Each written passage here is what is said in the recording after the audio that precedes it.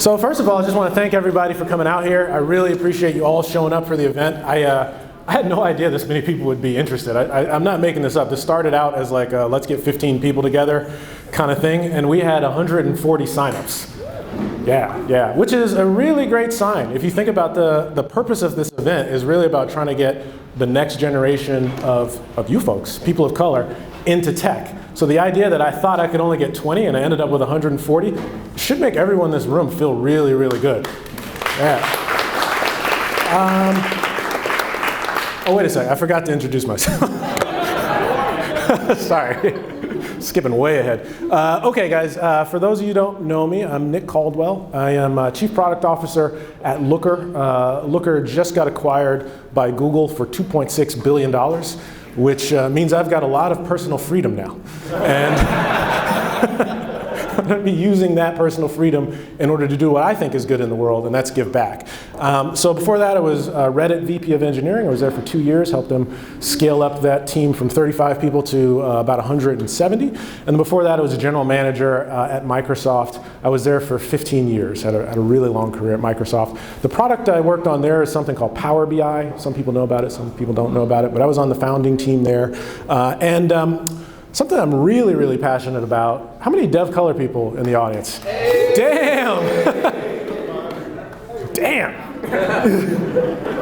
So dev color is by far like the most impactful organization for black folks in tech that I'm aware of, and I'm on the board of that, and I'm really, really passionate about making sure that you guys get further on in your careers. Now, what inspired this event is very much related to a problem that you might have seen in dev color. It has to do with what happens when you get toward the end of your career, mid and late stage. Like, what do you do next? So dev color is phenomenal at the following problem. You've got like maybe a junior employee comes in and you want to give them like kind of coaching circles, get them trained up, and then push them into the middle of their career.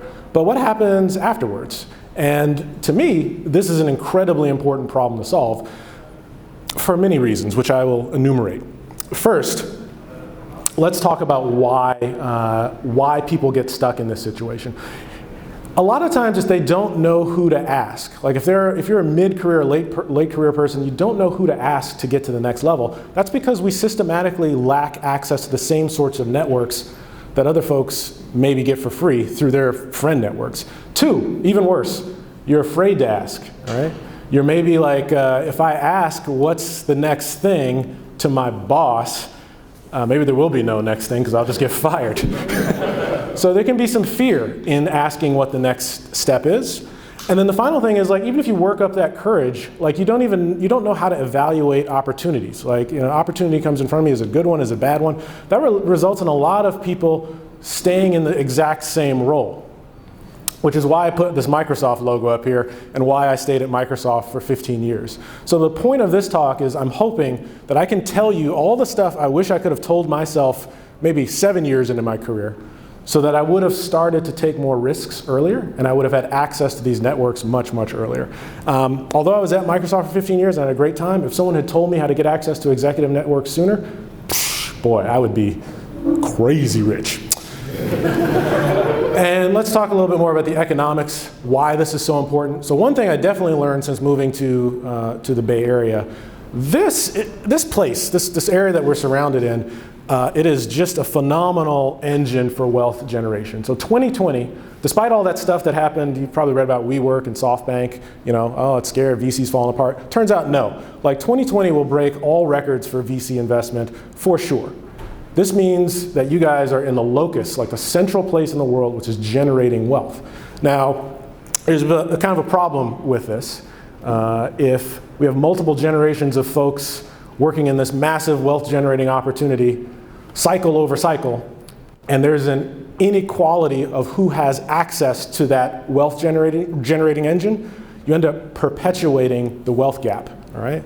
So, wealth gap is accelerating. The better the economy gets, the more this wealth gap accelerates. So part of what I'm hoping you guys take away from this is we can beat this wealth gap expansion by giving you access to networks and opportunities that you may not have known existed. All right? And the final thing, We want to make sure that you use this as an opportunity to network. Your network in the long run is where all of your best opportunities will come from. So a few folks asked me like, hey Nick, like why did you, once you understood that there would be more desire for this event than like 15 people, why did you open it up to 100? This information should not be squirreled away, all right? You've got to find ways to help other people out. And sharing the sort of knowledge you're going to get here today is one of the easiest, lowest cost, highest return on investment things I'm hoping that I can do in my personal professional career. So here you need to come away, if you learn nothing else, understanding the value of your network. And there are people in this room today that will go on to executive roles. And there are multiple people in this room today who are actually executive recruiters, some of whom have multiple tens of other executive recruiters that they can give you access to. So pay attention. There's opportunity in the room at this exact moment. Do not walk out of here without finding some way to tap into it, okay? And your network is a compounding asset. So today there's huge opportunity. Tomorrow you guys will all get further in your careers and those opportunities will only get bigger and bigger, but only if you remember to access your network, all right? So finally, this event is free, but there is a bit of a catch. I think it's really, you're not going to get any job pitches here. Like no one's going to, well, I don't know, maybe Gusto folks. Okay. Okay, other than the Gusto, which has every right, because we're in their space, to pitch you a job, this event is free. Like the only thing that I ask of you is to remember the following. Like we're a community, all right? And the only way that we will win as a community is if we find a way to help one another. All right, so as you go forward in your careers, as you find success and you find your personal goals met, for God's sake, look back behind you and make the path a little bit easier for the next person. Because I'm telling you, the road should not be this hard. Like I've made a lot of success in my career. It wasn't easy. Make it easier for the next person. That's the only thing I want you to commit to for this free event. All right, can I get a round of applause for that? Thank you. All right. Now, I do want to make sure that we say thanks to Gusto. Gusto really stepped up. This event space is like phenomenal. It's much better than I expected. And we also kind of misled them on how many people would show up. So I want to please welcome Eddie, CTO of Gusto, to say a few words. Hi everyone, I'll start all over. My name is Eddie, one of the co-founders and the CTO here at Gusto. First of all, thank you all for coming here. We love to host. I love to host personally. Also like to host at Gusto. So any opportunity that we have, we're more than happy to. The more the merrier. So when I heard we were going to get more people than we originally planned, I actually got pretty excited about that. So a little bit about Gusto. It won't be a pitch to work here. It'll just be more of a FYI on what we do. We build the people platform for small businesses. We help small businesses with everything related to people when it comes to running their business, right? That starts with payroll. Oftentimes that leads to benefits, HR solutions, anything related to people aspect, and especially for small businesses, that's really where we're here to help. Nick asked me to share a few words on my thoughts on this event, and I swear to God, I did not coordinate on this message because I was thinking about this last night. One thing that I think you're gonna have really great insights from the panel today. I actually know quite a few of them. I know you're gonna learn a lot, but the perspective that I might be able to bring is being actually on the other side. I've done quite a bit of executive recruiting. In fact, in the last 12 months, I've hired 4 executives into Gusto that actually sit in our executive team here at Gusto. So I've had a lot of experience actually being on the other side of this. And I was thinking last night, what is the common thing across all of these 4 that we hired in the last 12 months? And I can tell you that for each of these 4, we obviously put out job postings on our website, but I can tell you that we did not hire a single person from any of those job postings.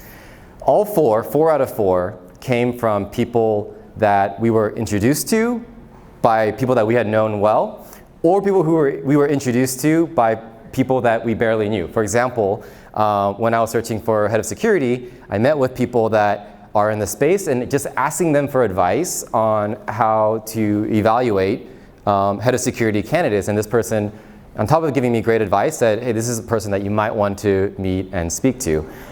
So 4 out of 4, and this is like real data, actually came through just people that, you know, were in my close network or like kind of in a more tangential network.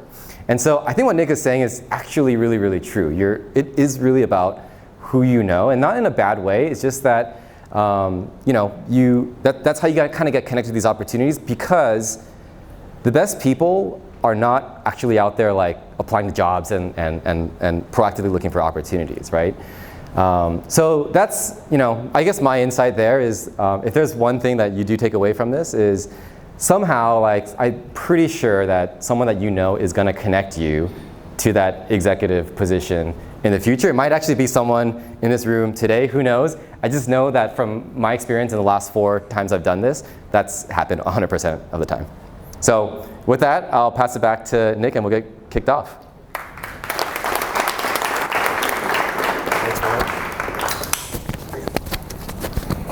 Awkward mic transition. All right. Thank you, Eddie. I really appreciate that.